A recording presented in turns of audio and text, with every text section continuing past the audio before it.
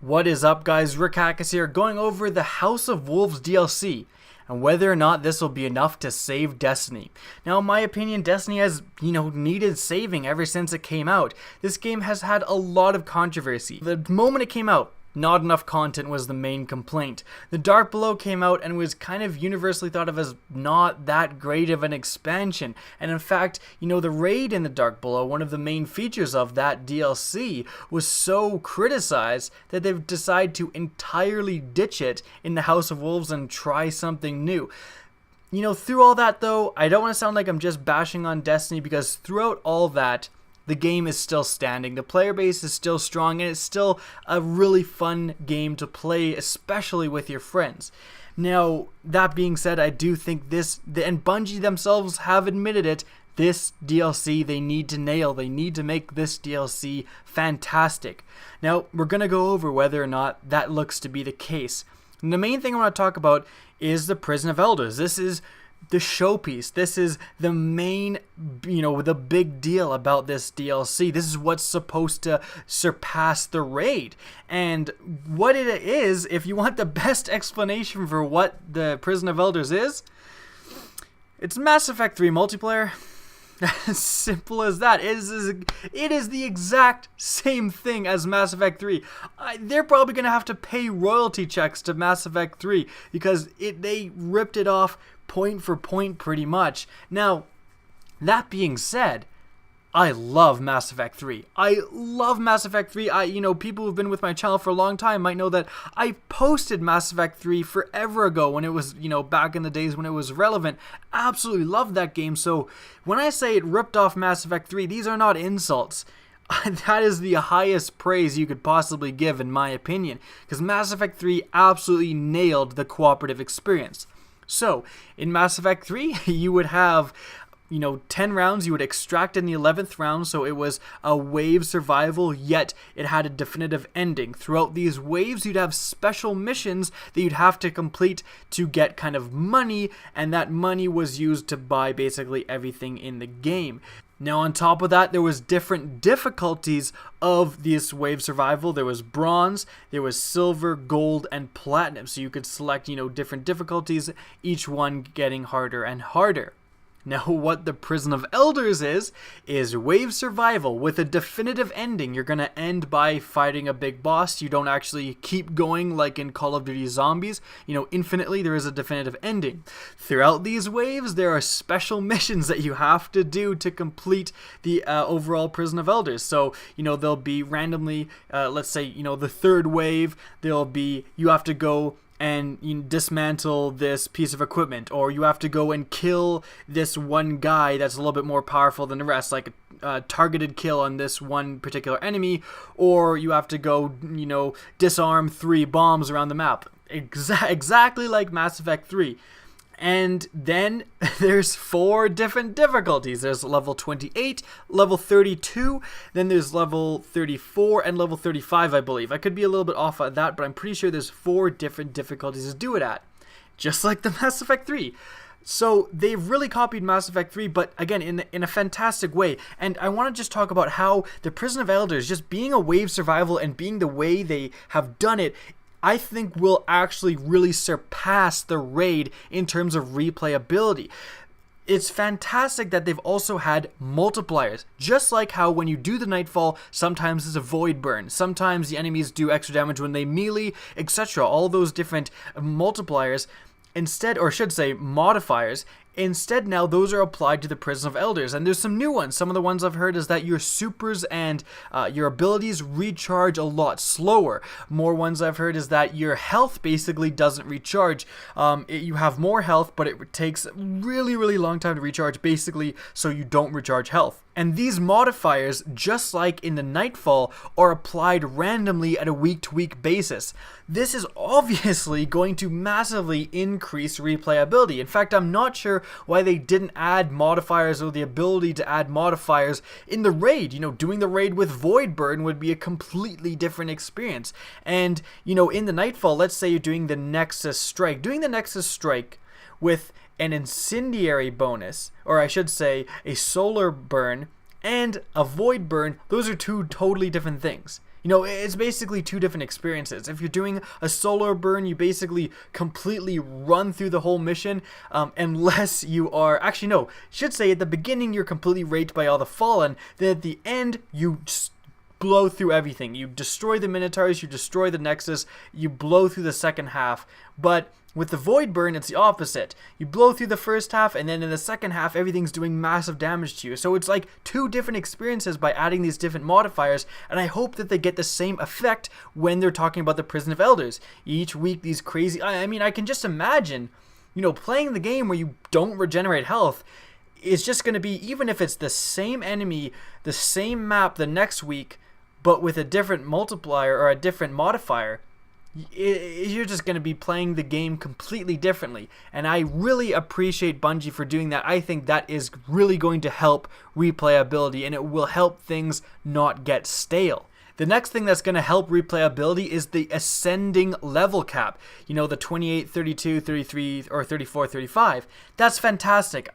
I really didn't like the hot and cold, raid on normal, raid on hard, especially since, in my opinion, the raid on hard where you just didn't die, I thought that was pretty lazy development. It honestly thinks like they're all in a meeting and, they're like, Jim, what can we do for the raid on hard? And he's like, oh, fuck, I don't, fucking, they don't respond. I don't know, how about that? And I go, okay. It just sounds like it's literally the last thing on a big list, and they've crossed out all the other fun things. Whereas the raid would be a lot more relevant, and they maybe wouldn't be replacing it if, they had a lot more different experiences, different enemies, different challenges, different ways you have to complete it. Like, you have completely different objectives. Maybe you even go to different areas in the raid. There's new sections that open up.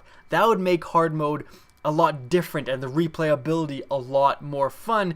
Unfortunately, they decided to just kill you off and make you not respawn, which then exasperated all of the problems that weren't your fault, that were caused by Bungie. Every time a sword would disappear, every time the ogres wouldn't spawn, or Crota would do something fucking weird, it made you furious, and it just brought out all these errors that, are pretty minor.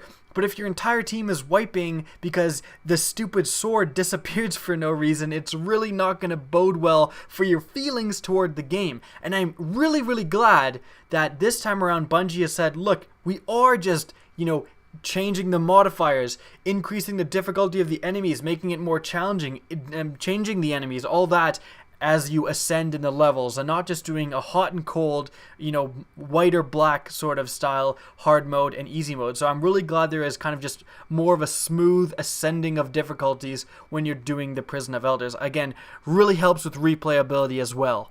Now, here's one of the main things to remember, and I stand behind what I said. I think that this is going to be a lot better than if they would have just added another raid. The Prison of Elders definitely looks promising, and I've just explained why I think it's going to be a lot more replayable, but how replayable? Really, how replayable? Because if you got 3 characters, they have capped it at once a week again, but I'm not exactly sure, actually, if they've capped it at once per level. You could do it at 28, 32, 36, so maybe it's 4 times a week, 3 different characters. Are you going to still be doing the Prison of Elders in August? That is the real question. July, August come around, you've done the Prison of Elders so much, they've changed the multipliers, they've done all this stuff, you've had fun. Are you still going to be having fun? And that's the main thing. And the thing I think ties to this the most is, are you going to have a reason to play the Prison of Elders? This is the main thing. This is what everyone seems to be overlooking in the people I've seen talk about this DLC. But something doesn't just need to be replayable to be fun. You've got to have a reason to play it. That is the main thing. You've got to have a reason to play the Prison of Elders. And this should be because there is loot, and specific loot tied to the Prison of Elders. In Mass Effect, you had a reason to play gold or platinum over and over and over again because you were awarded money. This money basically was used to spend on, packs that would open and give you every gun in the game. The only way you could get loot was to replay over and over again the missions, get the money, and spend it on the loot. Again, so obviously you had a clear reason to play. Now the thing is, what if this becomes like the Nightfall? I don't really do Nightfalls anymore, and I'm sure some people in the same boat. I don't even visit Zur anymore. I don't have a reason to. I've gotten basically all the guns I need. I've gotten everything I want. There's no reason for me to log on and go to Zur. I have skipped Zur the last, over a month because he hasn't offered anything I want. This better not become the Prison of Elders. There needs to be enough unique loot tied to the Prison of Elders that you can only get for doing well in the Prison of Elders that you have a reason to keep playing. Please, Bungie, don't make it so that it's just a gun of each different gun type, a couple of armor pieces, and an exotic, and that's it.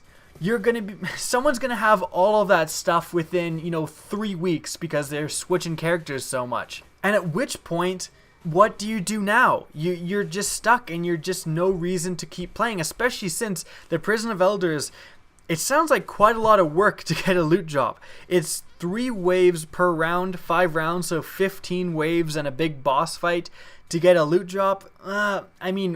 Again, we'll have to see. We'll have to see if just enough content is tied into this Prison of Elders so that you can keep going. Now, Bungie knows I'm right about this issue. Bungie knows that you need to tie loot to certain missions to give people a reason to replay the same content over and over again. That is literally the model for Destiny. Unfortunately, they've been getting away with this, and they've been kind of sneakily doing it, but not just adding a wealth of content that you can get, but rather really, really relying on RNG. Like, I play the Crota's End 3 times a week for basically since it came out. In fact, I stream it so a lot of people can pretty much vouch for that exact thing. And I still haven't gotten the Hunger of Crota, the rocket launcher. They constantly done it over and over again. Still haven't got that bloody rocket launcher. Now, I'm not super upset about it, but I've gotten 9 black hammers.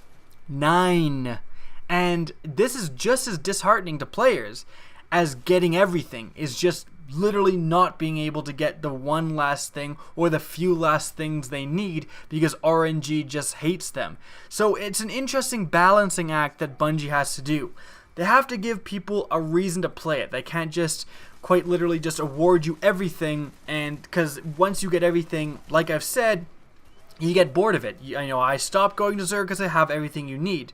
At the same time, they can't be so restrictive and kind of douchey with the RNG that they don't give people what they want, and then people get disheartened and quit. So it's quite the balancing act that I hope Bungie accomplishes. I don't know if they will. None of us do. We're going to have to play the DLC for a while to find out if this actually is the case. That being said, what it looks like is another step in the right direction, so bravo to Bungie, because you are awarded with these orbs. Like, you're awarded with an armor orb. You take this orb to an NPC and exchange it for an armor that I believe that you want. So you might even have a couple of choices. If you get the armor orb, and then if you have the gauntlets, you're looking at it and you say, you know what, if there's gauntlets and a chest piece and you have the gauntlets, you pick the chest piece. And that completely fixes what I've been talking about how it being disheartening when you can't get what you want. Now it looks like Bungie is letting you pick what you want. And even though I'm sure the NPC will be just as big of a douche as Zur, how he never sells a Galahorn, I'm sure the NPC for the Prison of Elders will somehow never sell the auto rifle or sell it once in a blue moon.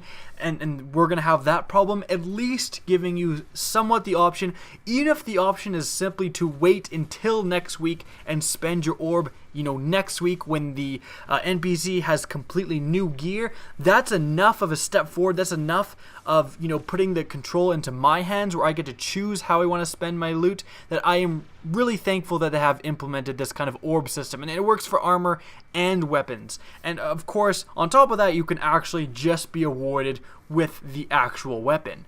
So the Prison of Elders, this all looks positive. I have to say that I can't definitively say if it'll save Destiny, and I can't definitively say if I'm going to be playing this, in a few months.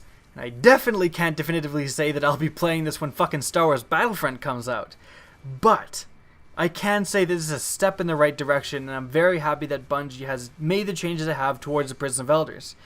Now, what are we talking about the next thing? Well, let's talk about the strikes. Now, unfortunately, where they've made great strides in the Prison of Elders, they have made not even baby steps in the strikes. They are just the same shit. Oh my god. I remember I watched the gameplay of the strike, and it was almost word for word the Omnigul strike. They followed this big fallen guy through his little fallen ship, and he kept appearing. They would shoot at him, but every new encounter he would get his health back, just like Omnigul. So you can't actually like kill him earlier than you're supposed to, which would be really cool if you were like that powerful of a group that they would just let you kill him right away. That would be something awesome. But no, he just like Omnigul, he appears, shoots you for a little bit, goes to the next section, and then finally just goes through his ship and you fight him at the very end. Again, it's exactly like the Omnigul strike. And I really wish that they would be a little bit more creative with the strikes, because I think people overlook just how big and how huge the strikes are in the game. There's the weekly heroic strikes, there's the nightfalls. Like, as soon as there's new exotics into the game, like I remember I just said that I don't play the nightfalls, but as soon as there's new exotics that I can get from the nightfalls, I am going to be playing those bloody things 3 times a week, every week, I can tell you that much. So in that respect, they really need to nail the strikes, and it doesn't sound like they did. You are still going through the same motions that you're going through every strike. Killing a few guys, fighting a big boss, shooting on him for, half an hour until he finally dies. And I'm really disappointed in Bungie in this aspect. I think they're underestimating just how big strikes are and how much strikes people play. And, it would be really simple to, here's an idea for you. You're doing a hive strike. At the very end, there isn't, one big boss. You actually have a wave of guys. There's, thralls, and you have to, it just gives you a timer. It says survive for 3 minutes or 2 minutes, however it is. It says survive for 3 minutes, and the timer just starts, and there's just so many enemies thrown at you, and you just survive. And that's in the place of, instead of fighting some big, ogre with a bazillion health. How many people of you, honestly, leave in the comments, do you guys think that would be fun? Because I think they would be awesome. I'm not saying every strike should be like that, but 1 or 2 strikes with that thrown in would give you enough of a change from the normal strikes that it would actually, really spice up the game. And I think that there's a lot of ideas like that where you don't just have to go through the motions that, again, the same motions that you go through every strike, that would really, really spice up strikes, especially since, again, with the addition of new exotics, Nightfalls are about to become really, really heavily played. But I think the biggest thing the House of Wolves has missed out on is there's no game changer. Now, what I talk about here is there should have been something that changes everything. Here's the best example. A new gun type.